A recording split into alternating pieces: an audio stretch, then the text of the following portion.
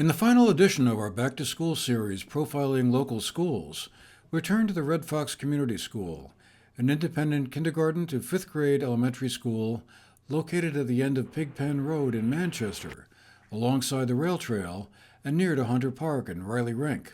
In their 3 multi-age classrooms, children learn by doing, and according to its mission statement, educates students through a progressive approach to be independent thinkers, creative problem solvers, and engaged, respectful community members. We met up with its head of school, Karen O'Neill Thomson, to hear more about what's new at Red Fox this year. But how we're slightly different is that we're multi-age. So we have what we call our owls, our hawks, and our eagles. And the owls are K1, our hawks are 2-3, and our eagles are 4-5. So we are multi-age classes, and then when we spend time outside at recess time, or we have a very prized amount of time every day that we spend in Hogglewood, which is our woods right outside our building here where we're all together. And so they really interact, and it works on problem solving skills, collaboration, and just play, just them to use their imagination. And it's fabulous to watch the younger students and the older students work together. And how many students do you have all together here at this point? It varies year to year, so we're probably around 20 this year.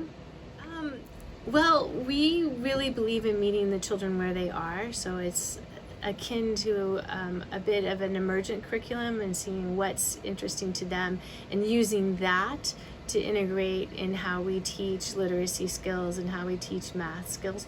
So in essence, every year is new for us as to what the kids bring, their interests are, and helping them. We're very project-based and helping them to kind of what projects do they want to dive deeper into and bring to the forefront for their friends and their peers. Every year is different for us in that we have a theme of the year. And last year we had water, and the year before it was local agriculture.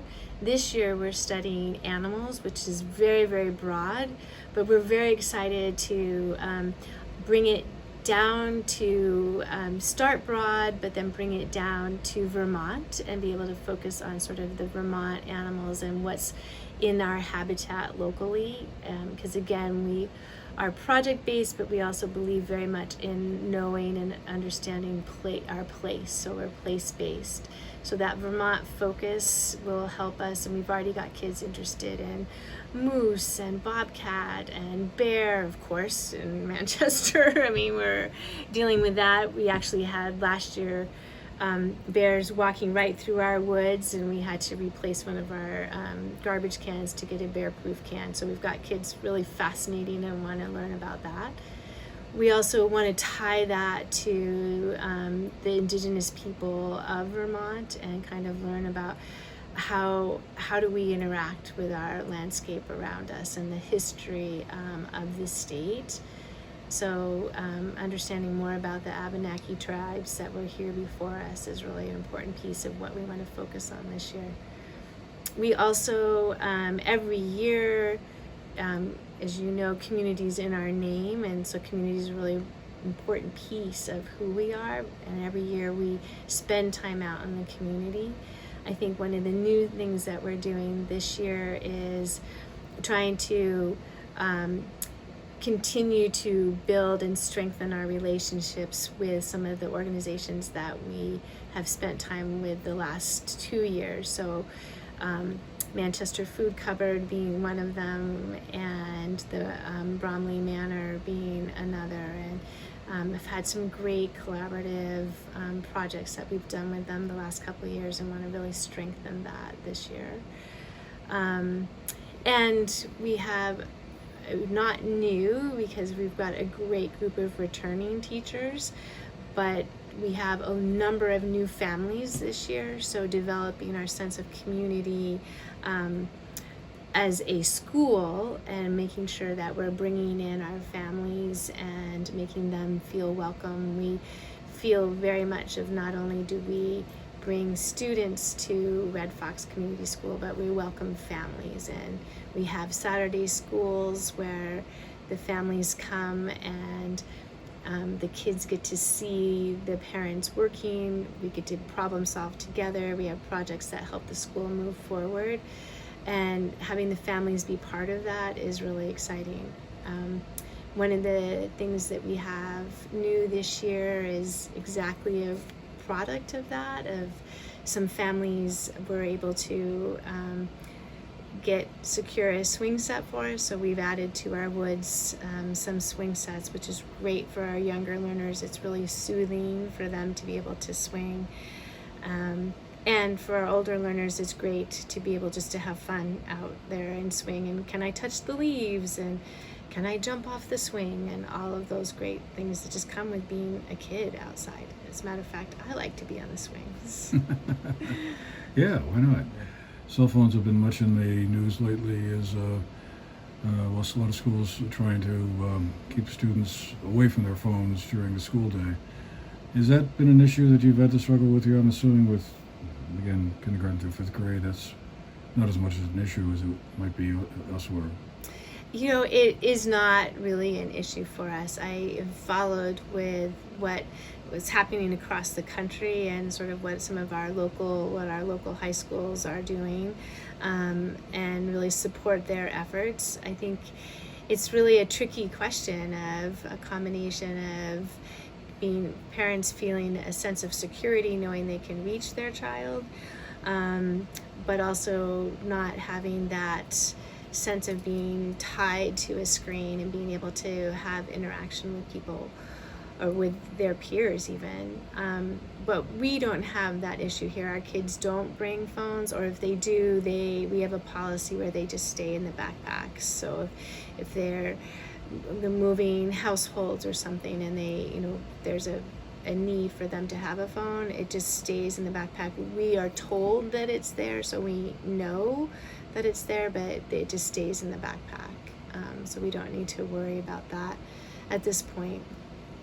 Have you seen any lingering impacts of the COVID pandemic on any of the students in terms of academic performance or emotional issues? I know that's a couple of years in the rearview mirror now, pretty much, but...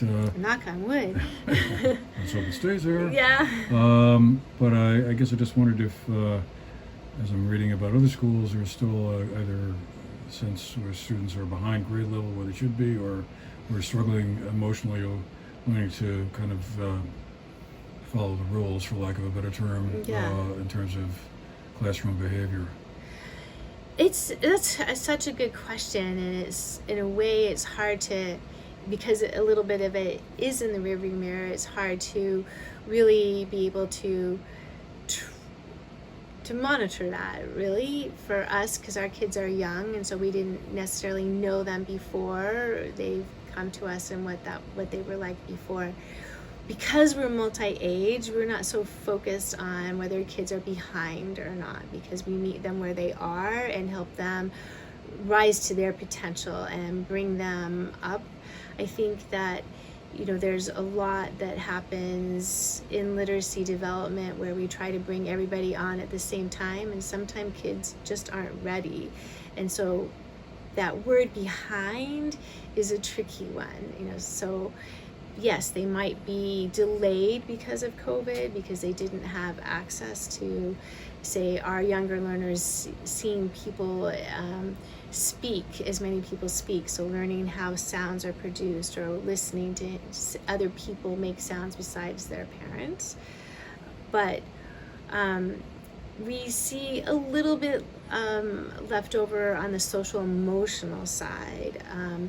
For our youngest learners, because we're such a small knit school, our kids know each other well, and so they begin to develop a sense of community and they get along really well. But for our students that are, say, first year coming in kindergarten, they are still getting used to being in a group. And how is it to function? How do you negotiate problem solving or sharing? Is it my turn or is it your turn? And they haven't had to do that in a lot of instances. So we're still seeing some effects of helping them learn those things. Some of that's developmentally appropriate that they be doing that anyway, but some of it is they just haven't been exposed. They didn't go to the library for story hour. They didn't have other opportunities to play with each other, say at a park, or if you did, you were sort of separated. So we're still seeing a little bit of that, which is very much why we're play-based. Not very much why we're play-based, but a benefit of us being play-based is that they get a real-time experience with that and develop those social emotional skills. This concludes our series on local schools and their plans and priorities for the coming academic year. We hope you found it interesting. If you missed some of the earlier editions, you can find them on our website at GNAT-TV.org. And obviously, we'll be following what's happening at all these schools and others as we go forward into the current school year. For the GNAT-TV News Project, I'm Andrew McKeever.